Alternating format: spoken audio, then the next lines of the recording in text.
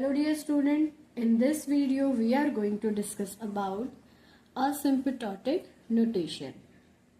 तो asymptotic notation होता क्या है, इसे जानने से पहले मैं आपको थोड़ा सा रिवाइज करवाना चाहूँगी. हमने कुछ प्रीवियस वीडियोस में कॉम्प्लेक्सिटी क्या होता है ये समझा था, जिसमें हमने ये देखा था कि जो एल्गोरिथम की कॉम्प्लेक्सिटी होती है वो दो डेडिकेटेड रिसोर्सेज पर डिपेंड होती है. कौन कौन सी थी वो? Time complexity and space complexity, right. तो अब यहाँ पे टाइम कॉम्प्लेक्सिटी जो आपके अमाउंट ऑफ टाइम को रिप्रेजेंट कर रही है किसी पर्टिकुलर एल्गोरिथम के लिए.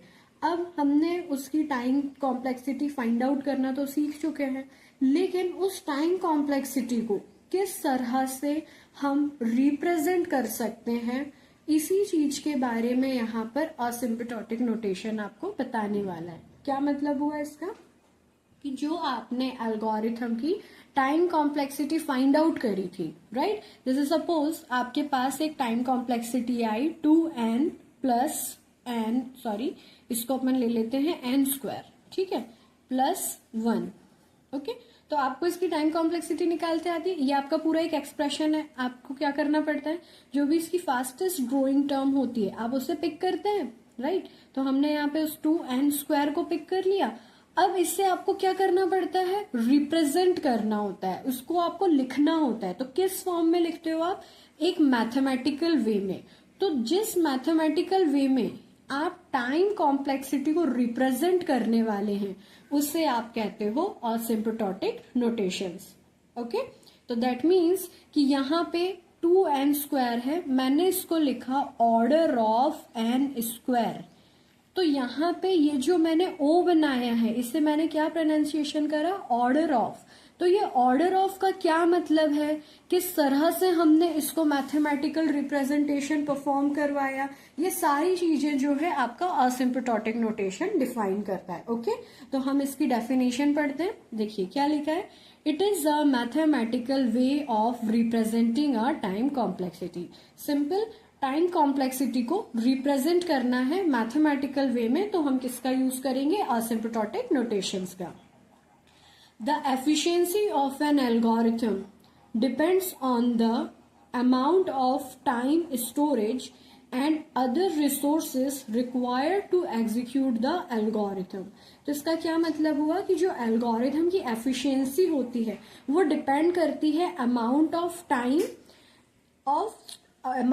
Time, storage and other resources पे, राइट. ये चीज हमने कॉम्प्लेक्सिटी में समझी थी. And the efficiency is measured with the help of asymptotic notation. तो किसी भी एल्गोरिथम की एफिशिएंसी को अगर आपको मेजर करना है तो हम किसके यूज कर सकते हैं? असिम्प्टोटिक नोटेशन का. देन हमने यहाँ पे लिख रखा है कि जो असिम्प्टोटिक नोटेशन है उसे मैंने 3 तरीके से कैटेगराइज किया है. तो ये जो 3 वे ऑफ कैटेगराइजेशन है ये इसका क्या मतलब हुआ? इसका मतलब ये हुआ कि जैसे सपोज हम क्या कर रहे हैं, टाइम को मैथमेटिकल वे में रिप्रेजेंट कर रहे हैं, राइट. तो अब जब भी मैं टाइम के बारे में बात करूंगी तो हम आपसे क्या पूछते हैं कि किसी भी काम को करने में आपको ज्यादा से ज्यादा कितना टाइम लगेगा, ठीक है. तो ज्यादा से ज्यादा मतलब उतने टाइम में तो आपका काम डेफिनेटली हो ही जाएगा, ये हम फॉर श्योर कर सकते हैं. देन इसके बाद हम देखते हैं, अगर ये नहीं पूछ रहे हैं तो हम आपसे ये भी पूछ सकते हैं कि आपको इस काम को करने में कम से कम कितना टाइम लगेगा, राइट. अब अगर आप ज्यादा से ज्यादा काम भी नहीं बता पा रहे, कम से कम काम भी नहीं बता पा रहे, तो हम एक और क्वेश्चन अराइज कर लेते हैं कि अच्छा बताओ चलो कि इस पर्टिकुलर काम को करने में आपको ऑन एंड एवरेज कितना टाइम लगेगा. तो यहाँ पे आप बताएं, इसके अलावा और कोई पैरामीटर होगा टाइम को कैलकुलेट करने के लिए? आई थिंक नहीं. तो सिमिलरली इसी प्रॉपर्टी पर असिम्प्टोटिक नोटेशन ने अपने आप को 3 टाइप से कैटेगराइज करके रखा है. तो जिसमें से फर्स्ट आ गया आपका big O notation, omega notation, theta notation. तो इसका मतलब ये हुआ कि बिग ओ नोटेशन मैंने आपको बताया ज्यादा से ज्यादा कितना टाइम लगेगा उसे रिप्रेजेंट करेगा आपका बिग ओ. कम से कम कितना टाइम लगेगा? Omega notation. On an average बता दो भाई कितना टाइम लगेगा? Theta notation. ओके, इससे अपन डिटेल में आगे देखते हैं कि ये होते क्या हैं और किस तरीके से रिप्रेजेंट किए जाते हैं और क्या इनके और भी नाम है, क्योंकि मैंने कहा बिग ओ ज्यादा से ज्यादा मतलब वर्स्ट केस, एकदम वर्स्ट केस, मैक्स पर जाकर चेक करना है। ओमेगा कम से कम, दैट मीन्स बेस्ट केस, यहाँ ठीक है इतने टाइम में तो हमारा काम डेफिनेटली होने ही वाला है। थीटा, थीटा बता रहा है आपको ऑन एन एवरेज, तो यहाँ पर हम इसे क्या कह सकते हैं कि ये आपके वर्स्ट भी केस रिप्रेजेंट नहीं करेगा और ना ही आपके बेस्ट केस को रिप्रेजेंट करेगा, तो ये आपके एक एवरेज केस को रिप्रेजेंट करेगा। ओके, तो यहाँ देखिए हमने सबसे पहले अंडरस्टैंड करने वाले हैं कि बिग ओ नोटेशन होता क्या है, कैसे आप इसका ग्राफिकल रिप्रेजेंटेशन कर सकते हैं। एग्जाम पॉइंट ऑफ व्यू से ये बहुत ज्यादा इंपॉर्टेंट है कि आप सिम्पटोटिक नोटेशंस को आप ग्राफिकल रिप्रेजेंटेशन की हेल्प से एक्सप्लेन कीजिए। इस तरह के क्वेश्चन जनरली अराइज होते हैं। ओके, तो यहाँ पे देखिए इसकी डेफिनेशन लिखी हुई है, big O notation represents the upper bound of the running time of an algorithm. तो किसी सर्टेन एल्गोरिथम की रनिंग टाइम के अपर बाउंड को रिप्रेजेंट करता है आपका बिग ओ नोटेशन। तो इससे मैंने अपर बाउंड क्यों कहा, क्योंकि ये बता रहा है आपके ज्यादा से ज्यादा टाइम को। ठीक है, तो ये चेक करेगा कि मैं ज्यादा से ज्यादा कहां तक जा सकता हूं, तो इसलिए आपने इसको अपर बाउंड कहा। Thus it gives the worst case complexity of an algorithm। तो इसका मतलब ये हुआ कि अगर ये अपर बाउंड को रिप्रेजेंट कर रहा है तो ये आपकी एल्गोरिथम के वर्स्ट केस को रिप्रेजेंट करता है।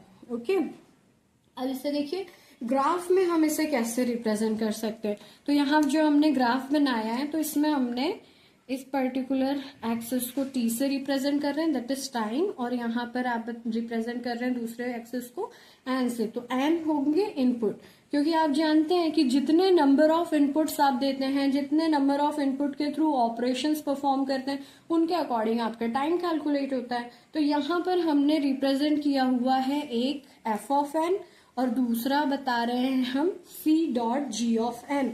तो यहाँ पे जो एफ ऑफ एन है ये आपका बता रहा है रनिंग टाइम। ये बता रहा है कि हाँ आपने एक एल्गोरिथम क्रिएट करी तो इसको हाँ एटलीस्ट इतना टाइम लगना चाहिए। ठीक है, लेकिन जब हम इसे एक्चुअली कैलकुलेट करेंगे तो हम निकालेंगे c dot ji of N. Okay, तो इसको अपन रिप्रेजेंट करते हैं यहाँ पे एक मैथमेटिकल एक्सप्रेशन की हेल्प से, जो कि है F of N less than and equal C dot ji of N की। F of N that means running time less than and equal to C dot ji of N. जो आपने actual time calculate करा, जिसमें आपने सारा resources का amount calculate करा है, वो रनिंग टाइम के कंपैरेटिवली अगर ज्यादा आता है तो आपका जो नोटेशन है वो होगा बिग ओ नोटेशन।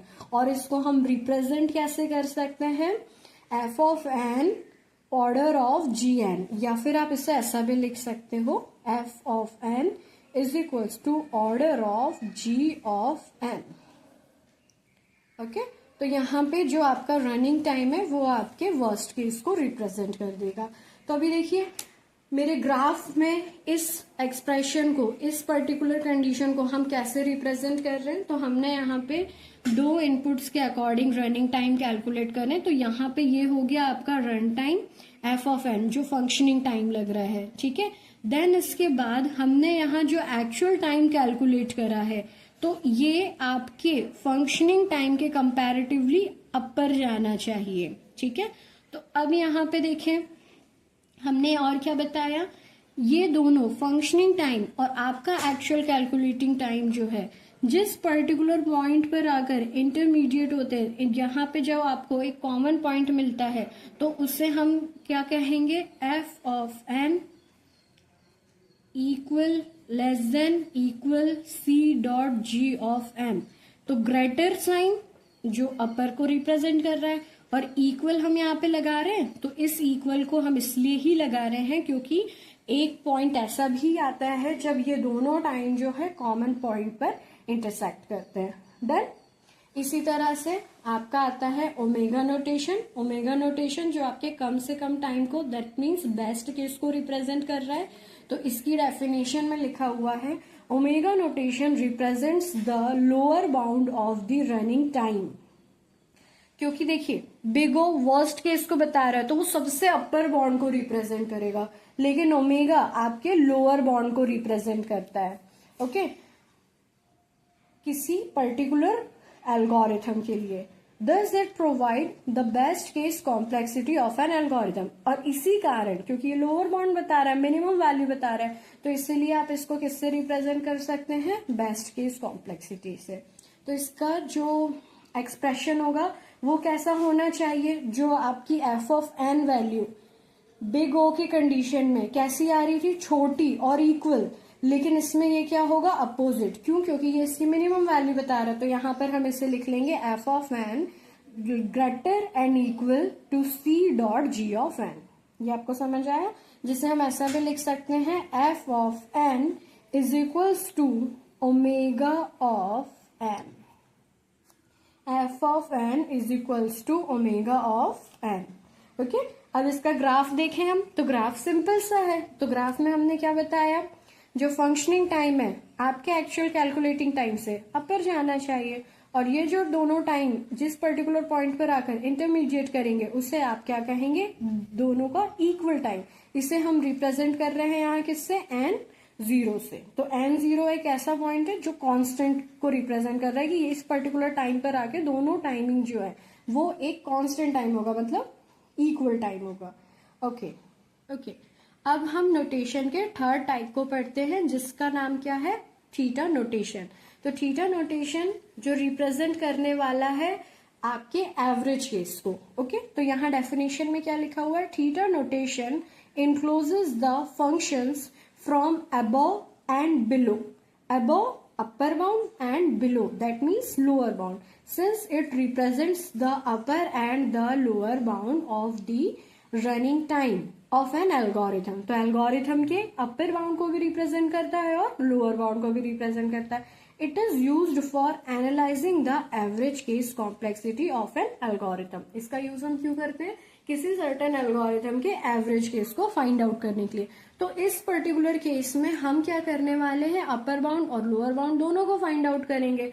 तो यहाँ पर हम इसे कुछ इस तरह से लिख सकते हैं, C1 G of n less than N equal f of n। तो इसका मतलब क्या हो गया, ये हो गया आपका लोअर बाउंड। लोअर बाउंड जिसमें आपका f ऑफ n की वैल्यू ग्रेटर है comparatively to calculating time, right. Now यहां से लेके यहां तक ये हो गया आपका upper, that means big O notation, upper bound. तो अगर आपकी फंक्शनिंग टाइमिंग लोअर बाउंड और अपर बाउंड के बिटवीन होती है तो ये रिप्रेजेंट करता है आपके थीटा नोटेशन को। और इसका ग्राफ हम किस तरह से बनाने वाले हैं, फंक्शनिंग टाइम दोनों के बिटवीन आने वाला है और C2 dot G of N जो है वो अपर जाएगा and C1 ji of N जो है वो लोअर जाएगा। क्यों, क्योंकि C1 जो है वो है आपका लोअर बाउंड और यहाँ पे C2 जो है वो है आपका अपर बाउंड। ओके, तो यहाँ पर हमने मेनली 3 टाइप के असिम्प्टोटिक नोटेशंस पढ़े। इन तीनों टाइप को हम किन किन सिंबल से रिप्रेजेंट कर सकते हैं, हम रिप्रेजेंट कर सकते हैं बिग ओ, देन इसके बाद हम रिप्रेजेंट कर सकते हैं ओमेगा को इस सिंबल से एंड थीटा को रिप्रेजेंट कर सकते हैं हम इस तरह से। तो अगर मुझे किस पर्टिकुलर सपोज n+1 के लिए टाइम कॉम्प्लेक्सिटी लिखनी हो तो हम क्या करेंगे, हम लिखेंगे ऑर्डर ऑफ n। देन अगर मुझे omega that means best case के लिए लिखना है तो ओमेगा ऑफ n। अगर मुझे थीटा नोटेशन के लिए लिखना है तो हम लिखेंगे यहाँ पे थीटा ऑफ n। क्लियर है। तो इस तरह से हम अपने टाइम कॉम्प्लेक्सिटी को मैथमेटिकल वे में रिप्रेजेंट कर सकते हैं। नेक्स्ट वीडियो में हम ये देखेंगे, जो हमने तीनों इक्वेशंस देखी, फंक्शनिंग टाइम का कंपैरिजन जो हमने देखा है एक्चुअल टाइम के कंपैरेटिवली जो आपकी टाइम कॉम्प्लेक्सिटी आ रही है उसे हम प्रूफ करेंगे कि हाँ एक्चुअली आपके जो पर्टिकुलर एक्सप्रेशन है वो कैसे अपर बाउंड को रिप्रेजेंट कर सकता है, कैसे लोअर बाउंड को रिप्रेजेंट कर सकता है और कैसे आपके एवरेज केस को रिप्रेजेंट करता है। Thank you so much.